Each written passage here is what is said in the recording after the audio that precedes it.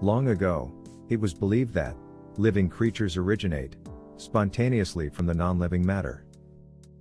Although there was no scientific theory supporting spontaneous generation, people have developed this concept by their routine observations that occur around them. Aristotle was the first one to record his observations on spontaneous generation.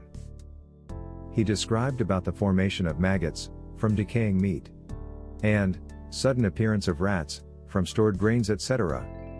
However, his concepts were remained unchallenged for more than 2,000 years.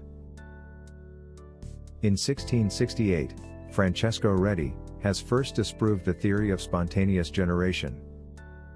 His experiment has demonstrated that maggots arise from flies, not from the decaying matter.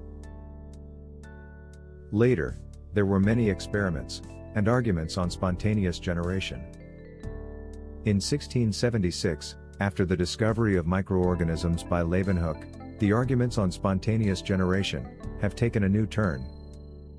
Many scientists have proposed theories that supported spontaneous generation for microorganisms, but not for the larger living animals. In 1748, John Needham had observed microorganisms in heated meat broth that were not present at the beginning of the experiment. He concluded that the bacteria has originated from the meat. At the same time, Lazzaro Spallanzani has further improved Needham's experiment. He boiled the meat broth and completely sealed the flask, and the microorganisms did not grow. He concluded, air has carried the germs to the broth in Needham's experiment. Theodor Schwann passed the air into a flask containing broth through a red-hot tube. The broth in the flask has shown no growth.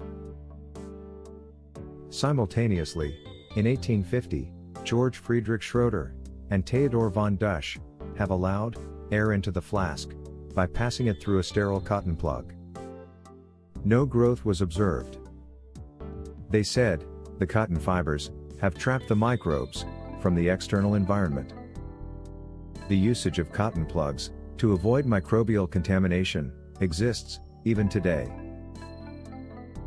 Later, in 1861, Louis Pasteur has completely disproved the spontaneous generation concept by his swan neck experiment.